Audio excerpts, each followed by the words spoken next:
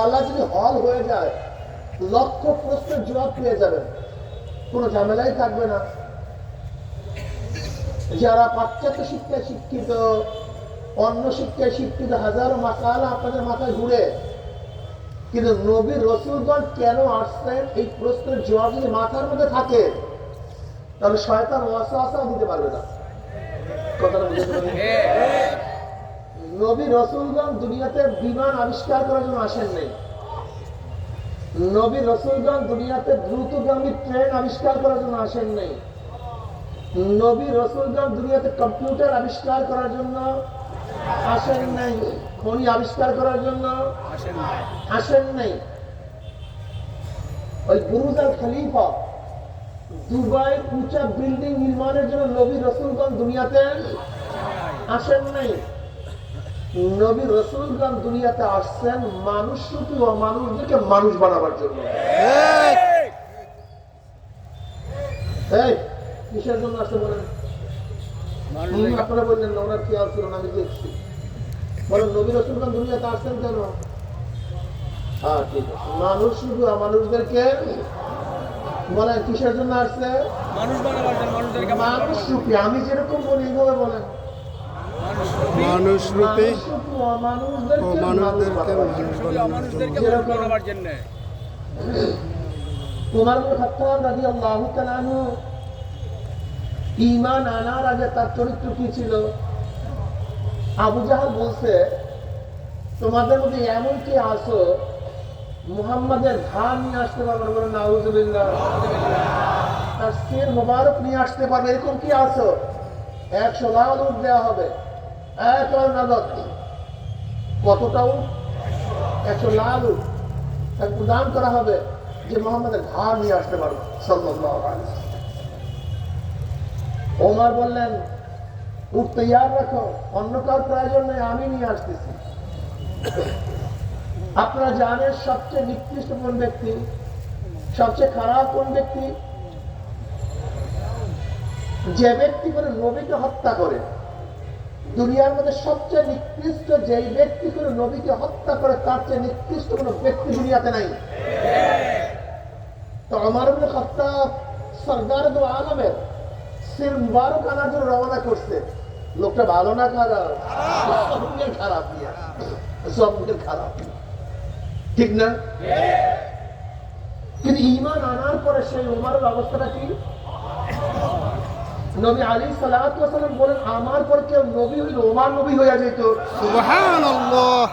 যুবক বাবারা, এই মাসালাটা খুব ভালো মতো বুঝো। ঈমান আনার আগে ওমরের চক্ষু দুইটা ছিল, ঈমান আনার পরে ওমরের চক্ষু চারটা হয়ে গেছে। হ্যাঁ, কান দুইটা ছিল, এখন 6টা হয়ে গেছে। হাত দুইটা ছিল, 8টা হয়ে গেছে। পাও দুইটা ছিল, 6টা হয়ে গেছে। চেহারা সৌন্দর্যতা বেড়ে গেছে, ধনী হয়ে গেছে, অনেক সম্পত্তির মালিক হয়ে গেছে। অবয়বের কোনো পরিবর্তন নেই, চোখের পরিবর্তন, কানের, নাকের, চেহারার, শরীরের কোনো গঠনের, দুনিয়ার কোনো ফায়দা কিচ্ছু নেই। এই একই তো ওমর। এই ব্যক্তি এক সময় নবী আলাইহিস সালাতু ওয়াস সালাম ফের আনার জন্য রওনা করলেন, কিন্তু সেই ওমর অবস্থাটা কি?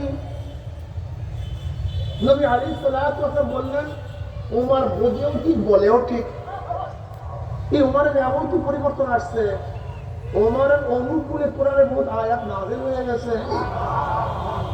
ওমরের মধ্যে এমন কি পরিবর্তন আসছে, ওমর আওয়াজ দেয় মদিনায়, বাতাসে আওয়াজ পৌঁছে দেয় সিরিয়ায়।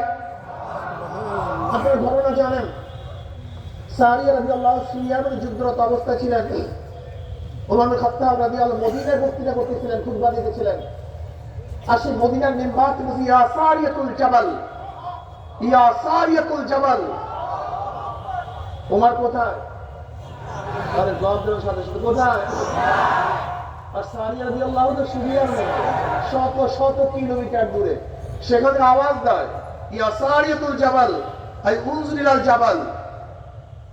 সারিয়া রাদিয়াল্লাহু প্রথম যখন আওয়াজ পাইলেন, কিসের ওমরের আওয়াজ?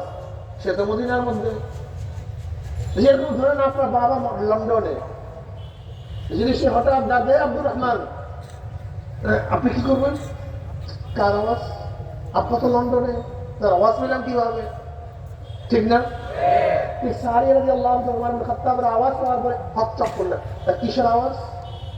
দেখেন কেউ তো নেই, আবার যুদ্ধ, আবার বলি আসারিয়াতুল জাবাল। উনি চিন্তা করলেন কিসের আওয়াজ, আবারও যুদ্ধ শুরু করলেন।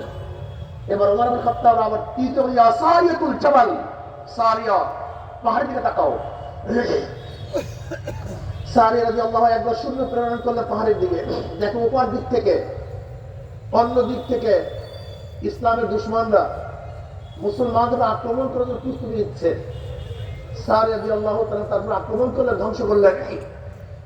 ওইদিকে যাদের সামনে সারিয়াতুল জাবাল, মদিনার মুসলমানরা চিন্তা করতেছে সারিয়া কোথায়, সিরিয়া, আর ওমর তাকে কমান করতেছে, তারাও আশ্চর্য।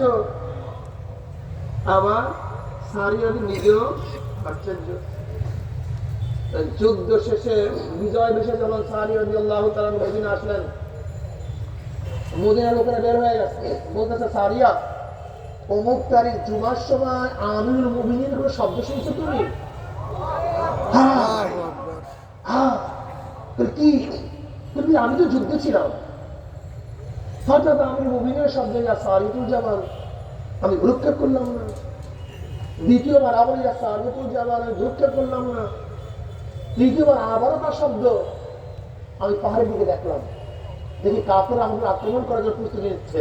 আল্লাহর কসম, যদি ওমর ইবনে খাত্তাবের আওয়াজ না শুনতাম তাহলে একজন মুসলমানের জিন্দা অবস্থায় ফিরতে পারতাম না, সবাই মারা যেত। কিন্তু আমিরুল মুমিনিনের আওয়াজের কারণে আল্লাহ পাক সতর্ক করে দিচ্ছেন, জিন্দা ফিরছি, বিজয় ভেসে ফিরছি। ওমরের কি পরিবর্তনটা আসছে বলেন তো? যে ওমর আওয়াজ দেয় মদিনা, আওয়াজ বাতাস পৌঁছায় দেয়, কি পরিবর্তন হইল? চিন্তার বিষয় আছে কি নেই? আপনারা জানেন মুসলমানরা যখন মিশর দখল করছে,